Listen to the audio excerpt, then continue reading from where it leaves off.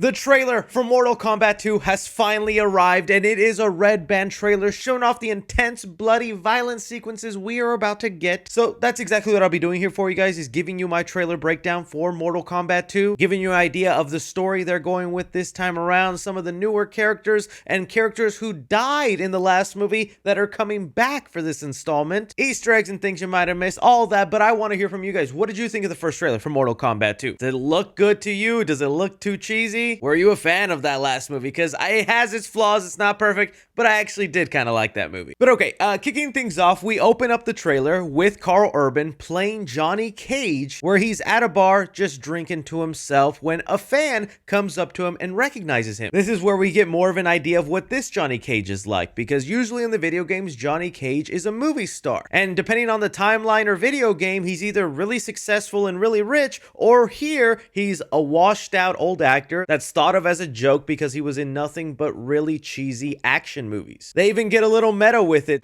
They should do a reboot. Nobody wants that. Shit went out in the 90s. When that's actually just a clever joke to Mortal Kombat themselves, saying nobody wants a Mortal Kombat reboot, and that property washed up in the 90s. And yeah, yesterday they released that little teaser trailer for the fake movie Uncaged Fury, where Johnny Cage is sporting one of his iconic outfits from the video game, and that really sold me on Karl Urban's Johnny Cage. I didn't know if he'd be able to pull it off, but from everything I'm seeing, he's really got the fun and jokey side of Johnny Cage down. Now, one thing you'll also notice throughout this trailer is it appears Johnny Cage is now the new main character of the movie, where in the last film they created an original character that everyone hated except me, #1 Cole Young fan. Welcome to the club. And while everyone in the fan base did hate him, he served a purpose as being the introduction into the world so that he can ask, what's this? What's that? How does this happen? And the movie could naturally answer those questions for a newcomer into Mortal Kombat. Unfortunately, because the first movie was released at a time during COVID, and it was also one of those films that was released in theaters and on streaming on the exact same day, it didn't have the biggest box office success, but it did end up being one of the most viewed movies on HBO's streaming service, and that was the success they needed to know there was an audience willing to watch this. So this movie is almost like a reboot within its own series. It's treating Johnny Cage as the newcomer so that he can ask all the questions and they can awkwardly be answered for him. Where the hell am I? It's called Mortal Kombat. A bunch of mortals just having a bunch of combats? What are we, some sort of Mortal Kombat? Cole Young can still be seen throughout the movie and in little glimpses, but I would not be surprised if Cole Young bites the bullet pretty early on in this movie, and that would break the #1 Cole Young fan in the world. He's about to get his soul sucked. I love the scream right before. But Raiden and Sonya Blade do recruit Johnny Cage, as per was the tease at the end of the last movie, because this film will finally be doing the Mortal Kombat tournament unlike the last film, and Earthrealm has had such a consecutive loss in the tournament, they're close to being wiped away. This is then where the trailer starts giving us looks at Kitana, who is being portrayed perfectly. Love her outfit and her spinning steel fans. Now, we do get a glimpse of Kitana's backstory and connection to the main villain. This right here is most likely a flashback to a previous Mortal Kombat tournament where Kitana's father, King Jared, was killed by Shao Kahn, having Kitana to kind of forcefully be working under Shao Kahn. But if the movies end up following the video game, she'll betray him and try to get her revenge for what Shao Kahn did. Shao Kahn is looking awesome, and we saw glimpses of him in the previous movie in statue form. He's the current champion of Mortal Kombat and the one that they'll have to face off against. While on the topic of Kitana, we should also talk about other characters connected to her, like Jade. I've already seen fans complaining that she's bald,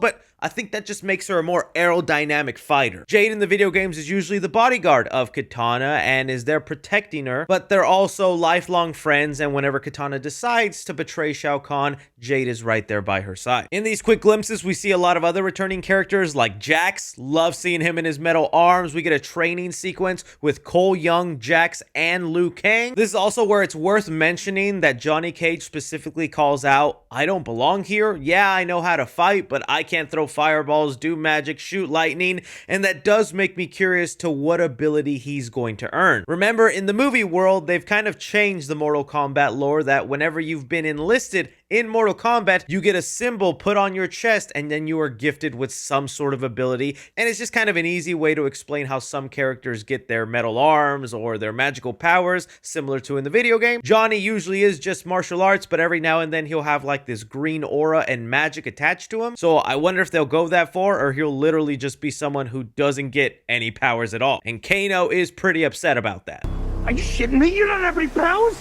Just incredibly handsome. The trailer also gave us a look at Baraka, a pretty popular fan favorite amongst Mortal Kombat fans, and I think they nailed him down. I know there's going to be a lot of complaints about the CGI or some of the graphics, but I need you guys to remember this is an R-rated video game movie. It does not have the budget of your standard Marvel superhero film, and they had to be smart with their budget, using it wisely. And I feel like Baraka is a great use of CGI on the mouth, while also some good practical effects, because when you zoom in on Johnny Cage doing his choreography fight moves from his movie on Baraka, you can really see like those are physical pieces and makeup on Baraka that they've put into the movie, and I think he just looks really good. Other brand new characters we get introduced to is Sindel. This is the mother of Katana and is usually alongside Shao Kahn. Now, her history in the video game is mixed. Sometimes she's a full-on antagonist villain. Other times she flips to the other side and is a good guy. We'll have to wait and see how they play it here, because that was her husband being murdered in the opening. But here she appears to be fighting Sonya Blade using one of her moves from the video game, her Sonic Scream, which is a really cool ability and awesome that they threw it in there. I'm more curious if they're going to give her her other ability, which is being able to fight with her hair. That is a move I want to see with this song in the background.